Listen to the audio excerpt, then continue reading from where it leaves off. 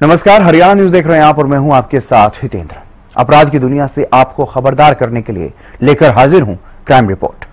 Crime report में आपको दिखाएंगे इंसानियत कैसे शर्मसार हो रही है और साथ ही प्रदेश के हर उस युवा को भी आज का कार्यक्रम ध्यान से देखना चाहिए जो गैंगस्टरों का समर्थन करते हैं, उन्हें फॉलो करते हैं।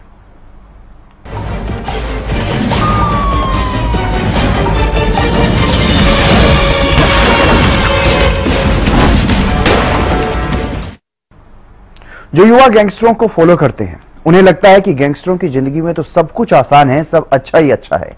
उन्हें कुख्यात शूटर रोमिल के अंतिम संस्कार की तस्वीरें ध्यान से देख लेनी चाहिए। कहते हैं व्यक्ति का चरित्र उसके अंतिम संस्कार से पता लगता है। अगर कोई अच्छा काम करता है तो भीड़ उसकी जय जयकार भी करती है, लेकिन कोई बुरा आदमी जब मरता है तो उसके जनाजे में भी लोग जाना नहीं चाहते। गैंगस्टर रोमिल के अंतिम संस्कार में 2-4 लोग ही नजर आए। रोमिल तो पुलिस एनकाउंटर में मारा गया, लेकिन अब पीछे रह गए हैं माता पिता जो उसी के कर्मों के कारण सजा भुगत रहे हैं।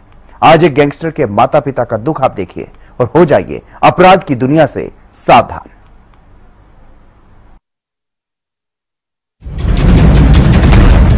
कोई भी बच्चा गैंगस्टर बने, कोई गैंग लाइफ में ना जाए, माँ प्यो के बारे में सोचे।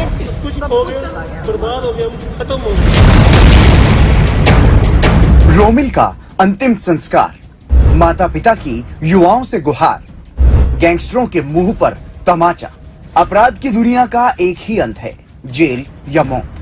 दुश्मनों के हाथ लगे तो मौत, पुलिस के हाथ लगे तो जेल या एनकाउंटर में मौत। यानी एक तरफ कुआं तो दूसरी तरफ खाई। ऐसे युवा जो ऐसे गैंगस्टरों को फॉलो करते हैं, अपना आइडल मानते हैं, आज उन्हें भी ये बात समझ लेनी चाहिए कि अपराध की दुनिया में जो एक बार घुस गया वहां से निकल पाना बहुत मुश्किल है। अपराध करने वालों का ठिकाना या तो जेल में है या मौत उनका साया बनकर उनके साथ घूम रही है। कुख्यात शूटर रोमिल का अंत भी कुछ ऐसे ही हुआ है। रोमिल लगातार अपराध की दुनिया में तेजी से आगे बढ़ रहा था। पिछले दिनों उसने शराब ठेकेदार शांतनु की हत्या को अंजाम दिया। शाहबाद में ठेकेदार शांतनु पर ताबड़तोड़ गोलियां बरसाने का काम रोमिल ने ही किया था और अब उसके हौसले इतने बुलंद हो चुके थे कि वो पुलिस को देखकर भी नहीं रुका।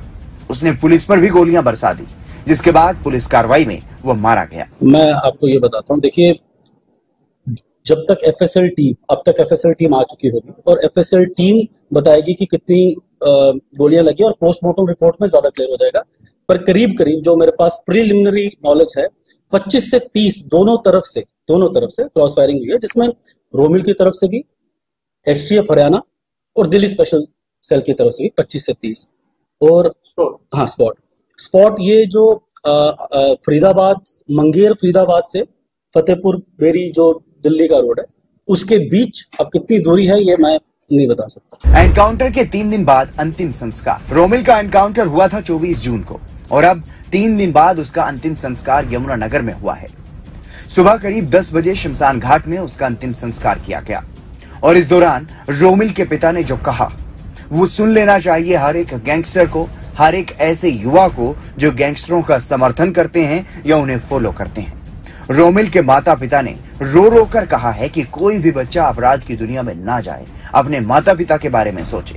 कभी बच्चा कभी क्राइम की दुनिया में मर जाए, उसका बहुत बुरा हाल होता है। उनके माँ बाप का, सबका, जैसे हमारा बुरा हाल है वैसे सबका बुरा हाल होता है। सबको अगर कोई बच्चा क्राइम पे जा रहा है वो बिल्कुल मर जाए, अपना बच्चा अपने घर की तरफ लौट जाए। सब कुछ हो गया, बर्बाद हो गया, हम खत्म हो गए, केस हम पे लग गए, सब कुछ जो भी है इसकी वजह से। लास्ट मुलाकात और बात कब थी? 22 नवंबर को जब घर से सवेरे बीबीए करने गया, कॉलेज गया, उसके बाद नहीं आया। आप एक माँ है, क्या सपना क्या सोचा था और निकला क्या? हमने तो बड़े सपने सोचे हुए थे, इसकी शादी होगी, इसके बच्चे खिलाएंगे, इसके बच्चे हम पाल लेंगे, हमने तो बड़ा कुछ सोचा था। कोई भी बच्चा गैंगस्टर बने, कोई गैंग लाइफ में ना जाए, माँ प्यो के बारे में सोचे, माँ बाप के दिल पे क्या बीतती है बस।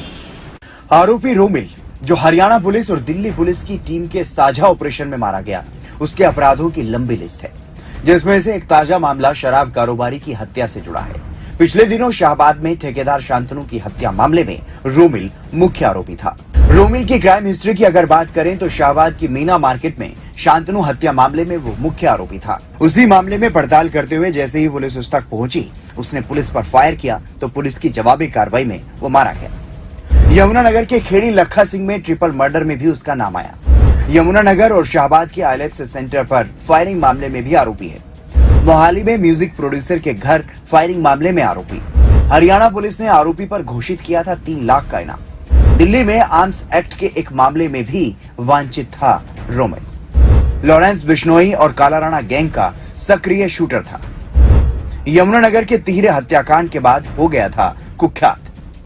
दिल्ली, हरियाणा और पंजाब पुलिस को थी तलाश।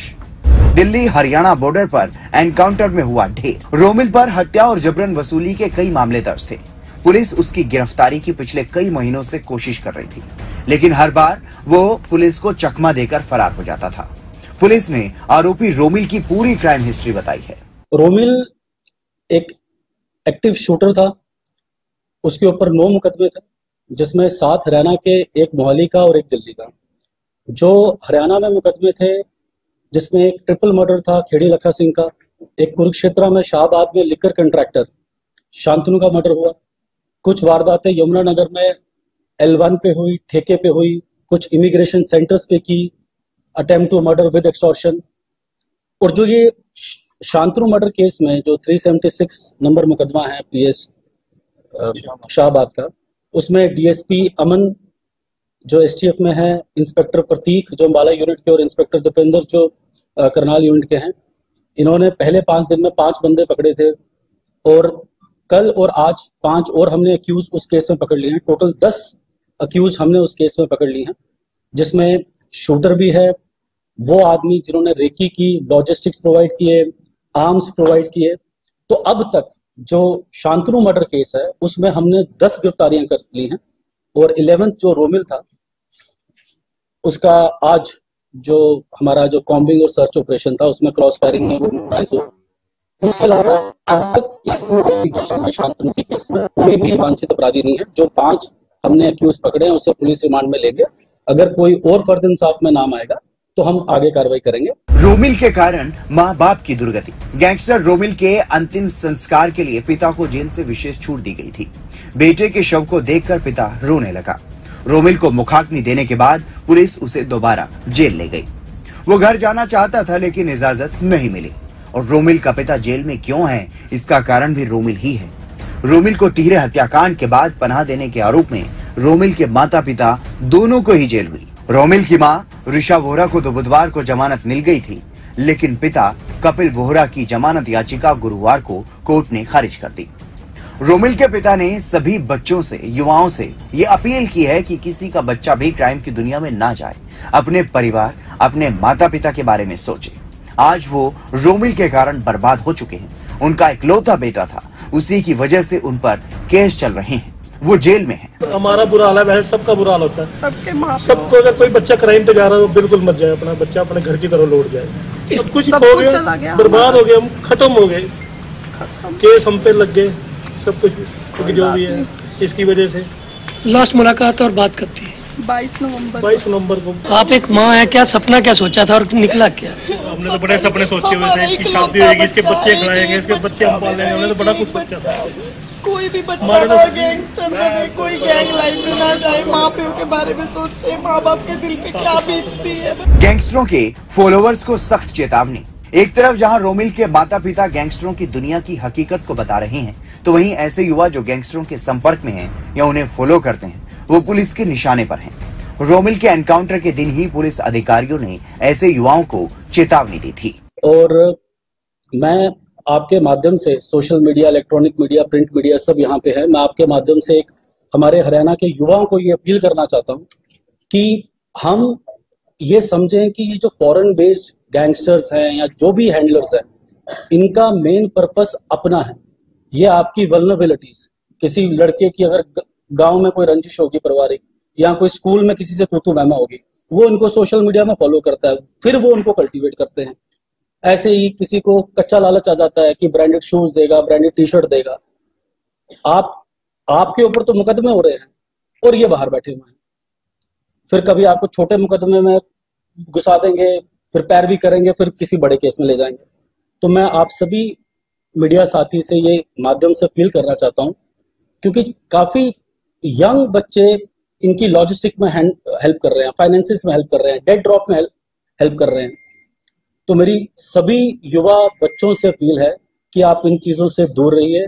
इनके कोई सोशल मीडिया, कोई फॉलोइंग करने से कोई जरूरत नहीं है, और कोई भी इंफॉर्मेशन होती है आप डिस्ट्रिक्ट पुलिस को या एसटीएफ के साथ साझा कीजिए। पुलिस ने जहां युवाओं से ऐसे अपराधियों को फॉलो न करने की अपील की है, तो वहीं सख्त चेतावनी भी दी है।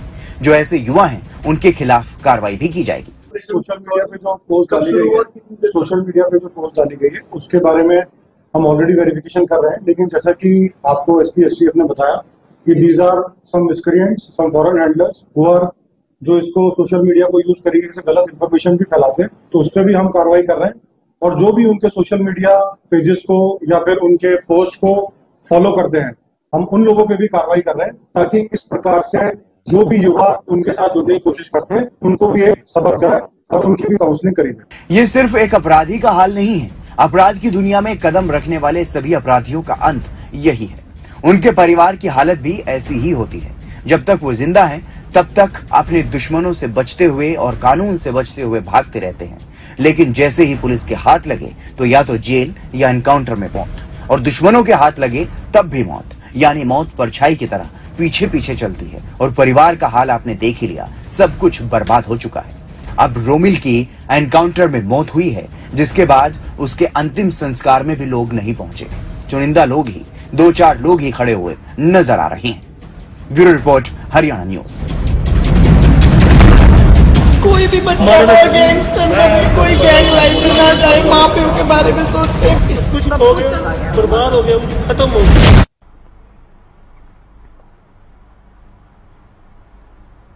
और बात करते हैं एक शर्मनाक वारदात की। दरअसल पिछले दिनों फरीदाबाद से एक दिल दहला देने वाला मामला सामने आया, जहां पूरे परिवार में किसी में भी इंसानियत नहीं बची, सब के सब हैवान नजर आए। इस मामले में पुलिस ने अब एक शर्मनाक खुलासा किया है। बहू हत्याकांड मामले में आरोपी ससुर ने न सिर्फ बहू की हत्या की, बल्कि हत्या से पहले उसके साथ दुष्कर्म भी किया। क्या है पूरा मामला, इस रिपोर्ट में आप देखिए।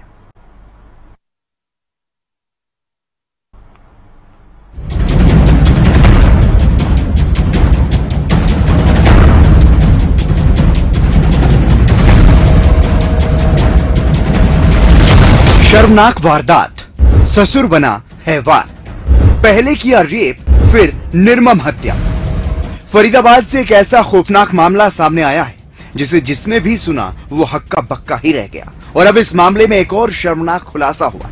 मामले में ससुर पर पहले रेप और फिर निर्मम हत्या का खुलासा हुआ है। पुलिस अधिकारी के मुताबिक ससुर ने अपना गुनाह कबूल किया है।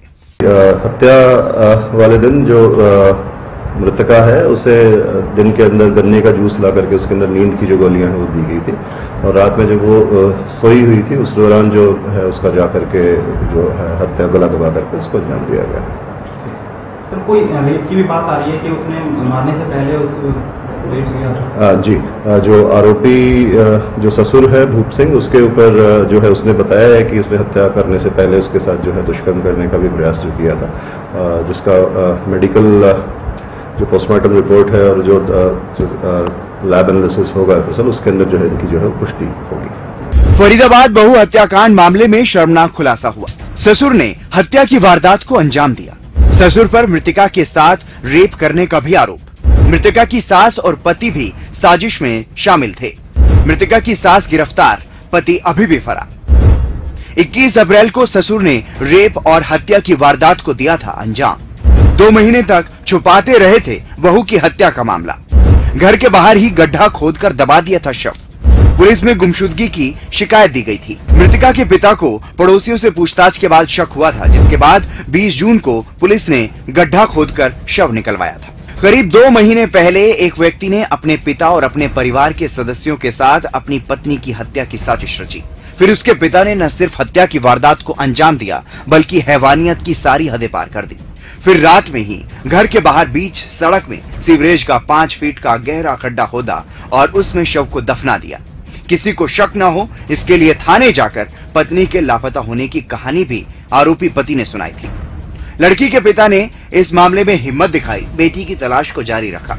आसपास के लोगों से बातचीत की तो शक हुआ कि गड्ढे की तो परिवार को जरूरत ही नहीं थी। शक बढ़ने पर पुलिस को बुलाकर खड्डा खुदवाया गया तो उसमें बेटी का सड़ा गला शव बरामद हुआ। इसके बाद पुलिस ने आरोपी ससुर को गिरफ्तार कर लिया था। जिसके बाद पूछताछ में ये बड़े खुलासे हुए हैं। पुलिस अधिकारी ने जानकारी देते हुए बताया कि आरोपी सास को भी गिरफ्तार कर लिया गया है। आरोपी पति और उसकी बहन अभी फरार हैं। उन्हें भी जल्द ही गिरफ्तार करने का दावा पुलिस की तरफ से किया गया है। रोशन नगर में जो एक महिला की हत्या करके जो दबाने का मामला सामने आया था, उस संबंध में एफआईआर नंबर 285 पल्ला पुलिस स्टेशन के अंदर पहले ही जो है वो दर्ज की गई थी। इनिशियली जो है ये मिसिंग के जो सेक्शन थे 127 BNS के तहत मुकदमा दर्ज किया गया था, लेकिन बाद में जब इस केस उजागर हुआ और ये मामला जब हत्या का है तो उसमें धारा 103 BNS जो है वो 20/6 को इजाद की गई थी, उसमें ऐड की गई थी। इसी संदर्भ में जो मृतका के जो ससुर हैं भूप सिंह, उसे पहले ही गिरफ्तार कर लिया गया था। मामले की जो गंभीरता है उसको देखते हुए इन्वेस्टिगेशन क्राइम ब्रांच DLF को पुलिस आयुक्त महोदय के द्वारा जो है वो ट्रांसफर की गई थी। उसी मामले में जब आगे पूछताछ की गई पुलिस रिमांड के दौरान और अन्य जो परिवार के सदस्य थे उनकी संलिप्तता के संबंध में जब गहनता से पूछताछ की गई तो इसमें अन्य लोगों की जो भूमिका भी सामने आई। जो मृतका की सास है सोनिया, वो भी इस साजिश के अंदर शामिल थी और कॉन्स्पिरेसी में शामिल थी, जिसे गिरफ्तार करके जुडिशियल कस्टडी के अंदर भेजा गया है। और मृतका का पति अरुण जो है वो भी इस पूरी मामले के अंदर शामिल था, हत्या करने के अंदर भी शामिल था। जो भी फरार है उसे गिरफ्तार किया जाएगा। तथा उसकी जो मृतका के जो ननद है आरोपी अरुण की बहन, वो भी इस मामले में जो है शामिल थी, घर के अंदर मौजूद थी और उसने भी इस हत्या के अंदर जो है बॉडी को डिस्पोज ऑफ करने के अंदर जो निगरानी करने का जो काम है वो वहाँ पे किया है और जिसकी गिरफ्तारी के लिए प्रयास अभी किए जा रहे हैं। प्लानिंग कैसे की गई? पूरी प्लानिंग कैसे की इन लोगों ने कि कब क्या करना है, कैसे करनी है, कब दफनाना है? मृतका और उसके पति के जो थे आपस में रिश्ते वो बिल्कुल भी ठीक नहीं थे तथा वो उससे छुटकारा जो है वो पाना चाहता था, लेकिन उनके दिमाग में चीज़ थी कि अगर हम इसको लीगल तरीके से जाकर के ख़त्म करेंगे तो कहीं ना कहीं कंपनसेशन का जो अमाउंट है वो उनको देना पड़ेगा। और उसी चीज़ से बचने के लिए उसका जो फादर था उसने और उस लड़के अरुण ने मिल करके और लेटर स्टेज पे उसकी जो सास और ननद सभी ने मिल करके प्लान किया कि उनको इस तरीके से जो है रास्ते से हटाया जाए। और परिवार में एक शादी जिस दौरान आई तो जो सास थी वो वहाँ पे घर से बाहर आउट ऑफ स्टेशन थी, पीछे से उन्होंने प्लान करके इस वारदात को जो है अंजाम दिया। नर्क से भी बदतर ससुरा। अब जरा सोचिए, ऐसा परिवार जहाँ इंसानियत नाम की कोई चीज ही नहीं। परिवार में पति जिसने पत्नी की हत्या के बारे में सोचा और उसका पिता जिसने हैवानियत की सारी हदें पार कर दी, और तो और घर की महिलाएं जो रिश्ते में मृतक महिला की सास और ननद थी, वो भी इस हत्या की साजिश का हिस्सा रही हैं। यानी पूरा का पूरा परिवार ही राक्षस प्रवृत्ति का। लड़की जो मृतका है उसकी हत्या के अंदर जैसा मैंने बताया पूरी साजिश के तहत किया गया है। इसमें पूरा परिवार ही शामिल था, सभी की अलग अलग तरीके से किसी की जो है भागीदारी रही है और साजिश में सभी शामिल थे। हत्या के दौरान और दफनाने के जो उसको दबाया गया उस दौरान जो महिला है मृतका, उसका पति और ससुर जो थे वो एक्टिवली शामिल थे तथा जो लड़की है ननद वो उसमें निगरानी का जो काम है उस दौरान कर रही थी। तो क्या इन्होंने टाइमिंग क्या थी उसकी सर की कि सुबह किस टाइम, रात में 12 बजे के बाद ये कब? ये रात के मिडनाइट के करीब जो है रात को 2 बजे के करीब इन्होंने जो है हत्या की थी और अर्ली मॉर्निंग ही उसे दफनाने का जो है काम किया था। प्लान इन्होंने इसके लिए 1-2 महीने पहले से ही प्लान कर रखा था और दिन में ही ला करके जो नींद की गोली और जो जूस वगैरह था वो ला करके पहले ही तैयारी कर ली थी। करीब 2 साल पहले हुई थी शादी। मामला हरियाणा के पल्ला थाना क्षेत्र के रोशन नगर की गली नंबर 1 का है। यूपी के शिकोहाबाद निवासी मृतक महिला के पिता पुलिस को इस बारे में जब उन्होंने शिकायत दी, उसमें उन्होंने बताया था कि अपनी बेटी की शादी उन्होंने करीब 2 साल पहले की थी। रोशन नगर निवासी अरुण के साथ शादी की गई थी। परिजनों ने दहेज हत्या का मामला बताया था। मृतका की बहन ने उस दौरान बताया था कि कैसे उनसे उसकी बहन की हत्या की बात को 2 महीने तक उसके ससुराल वाले छुपाते रहे और फिर गुमशुदगी की शिकायत पुलिस में दी। नाम क्या आपका? मेरा नाम प्रीति है। प्रीति, आप तनु की क्या है? बड़ी सिस्टर। बड़ी सिस्टर। कितने टाइम पहले शादी हुई थी इनकी? उसके 2 साल पहले शादी हुई थी। 2 साल अभी हुए भी नहीं 2 साल। तो क्या दिक्कत थी? कोई दहेज मांगते थे, परेशान करते थे? टॉर्चर करते रहते थे कि पैसे, पहले तो 1 साल के लिए घर पे छोड़ दिया उसे कि पैसे लेके अपने माँ बाप से कि चीज वीज लेके आ तब तुझे ससुराल में रखेंगे, तब लेके आएंगे। तब लेके नहीं गए वो लोग। 1 साल तक घर पर? 1 साल तक मम्मी एक्सपायर हो गई थी, फिर वहीं पे छोड़ दिया था। फिर 1 साल बाद पापा करने आए थे, बड़ी उससे रख ली और फिर बात भी नहीं कराते वो लोग। फोन करती थी, अरे वो बात नहीं कर रही है। मैं मुझे वीडियो कॉल पे दिखा दो, मैं दूर से देख लूंगी कि मुझे वीडियो कॉल करना नहीं आता। उसका ससुर बोल रहा था। तुम कभी फिर कब बात होती थी उससे? कभी नहीं, 1-2 बार बात हुई है बस। और बाकी कभी बात ही नहीं कराई उसने। तो ये जब बताया, कितने टाइम पहले बताया कि वो घर से चली गई है? जी अभी 2 महीने हुए भी नहीं है, 23 अप्रैल को बोला कि घर से चली गई है। मैंने 9 को फोन किया तो मुझे ऐसे अजीब सा लग रहा था। 9 अप्रैल को मैंने फोन किया तो मेरी पापा जी मेरी बहन से बात करा दो कि नहीं बेटा मैं फैक्ट्री निकल आया हूँ, मैं बाद में बात कराऊंगा, क्योंकि आप तो हमेशा फैक्ट्री रहे। हमेशा जब भी फोन करो तो ये बोलता कि फैक्ट्री में आ गया हूँ, या फिर मैं मार्केट में कभी बात नहीं कराता है। मैं आज कैसे भी करके मेरी बात करा देना। फिर उसने पलट के फोन ही नहीं किया, 23 को फोन कर दिया कि ऐसे से चली गई है वो। फिर आपको शक हुआ लोगों को? तुरंत ही शक हो गया कि इसकी कुछ वो है, इसी ने कुछ किया, मार दिया। तुरंत ही बोला, पल्ला थाना पे बोला, वहाँ पे भग रहे हैं, वहाँ से यूपी से आ रहे हैं, टैक्सी वाली गाड़ी करके आ रहे हैं। कोई सुनवाई कहीं पे कुछ भी नहीं थी। पिता की शिकायत पर खोदा गया था गड्ढा। मृतका के पिता की शिकायत पर पुलिस ने कार्रवाई की थी। जेसीबी बुलाई गई थी और घर के बाहर बनाए गए गड्ढे को खुदवाया गया था। इसमें पुलिस को 5 फीट नीचे मृतका का शव मिला था। शव मिलते ही सबके होश उड़ गए थे। पुलिस ने फिलहाल मामले में आरोपी ससुर और सास को गिरफ्तार कर लिया है। अब पूछताछ में जो खुलासे हुए हैं वो वाकई हैरान कर देने वाले हैं, लेकिन अभी तक भी आरोपी पति और ननंद फरार हैं, जिन्हें जल्द ही गिरफ्तार कर लिया जाएगा, ये दावा पुलिस की तरफ से किया जा रहा है। फरीदाबाद से ब्यूरो चीफ राजेंद्र दहिया की रिपोर्ट, हरियाणा न्यूज।